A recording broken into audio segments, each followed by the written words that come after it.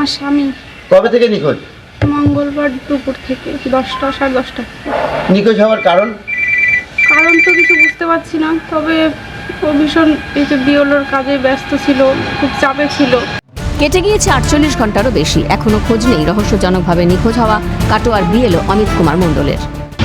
123 নম্বর বুথের বিএলও অমিত কুমার মণ্ডল গত মঙ্গলবার থেকে নিখোঁজ। পূর্ব বর্ধমানের কেতুগ্রামের উদ্ধারণপুর প্রাথমিক স্কুলের শিক্ষক অমিত মঙ্গলবার সকাল 11টা নাগাদ বিডিও অফিসে মিটিংয়ের কথা বলে বাড়ি থেকে বেরোন। তারপর থেকে আর কোনো খোঁজ নেই তার।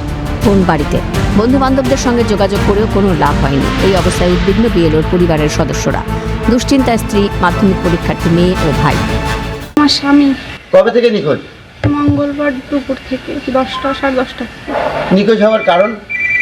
কারণ তো কিছু বুঝতে পারছি না, তবে ও ভীষণ এই যে বিওলোর কাজে ব্যস্ত ছিল, খুব চাপে ছিল। মানে সকাল 10:30 নাগাদ বাড়ি থেকে বেরিয়েছে বিডিওর অফিসের কাজে যাব বলে।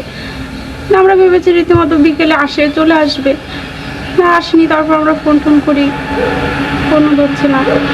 যাই হোক, মনে হচ্ছে হয়তো কাজের চাপেই কোথাও চলে গেছে, এমন হতে পারে। মঙ্গলবার দিন সকাল 10টার পর ও ব্লকে মিটিং আছে বলে গেছে। তারপরে যথারীতি দুপুরবেলার পর থেকে ফোন করা হয়, ফোনে কোনো রেসপন্স পাওয়া যায় না। বিকেলবেলায় ব্লকের যে লোক আছে তার সাথে কথা হয় যে না, ব্লকেও আজকে যায়নি, কোনো মিটিং ছিল না।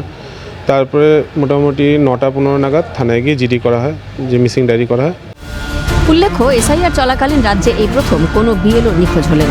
নিখোঁজ বিএলও অমিত কুমার মণ্ডলের শুনানি করার কথা ছিল 30 জন সন্দেহজনক ভোটারের, কিন্তু কোনো হদিশ নেই খোদ বিএলওর। এই অবস্থায় ওই ভোটারদের ভবিষ্যৎ যে ঘোরতর অন্ধকারে তা আর বলার অপেক্ষা রাখে না। অন্ধকারে বিএলওর পরিবারের সদস্যরাও, দানা বাঁধছে একাধিক শঙ্কাও। ঘটনায় ইতিমধ্যেই পুলিশে অভিযোগ দায়ের হয়েছে, খতিয়ে দেখছে পুলিশ। তারা প্রচুরভাবে চিন্তিত, তার মা, বাবা এবং তার স্ত্রী এতটাই চিন্তিত বলার বাইরে। একটা কথা হচ্ছে, কি করে ওনাকে খুঁজে পাওয়া যাবে, কেনই বা উনি মিসিং হলেন, এটা কিন্তু একটা রহস্য দাঁড়িয়েছে। কাটোয়া থেকে অরূপ সেনগুপ্ত, ক্যালকাটা নিউজ।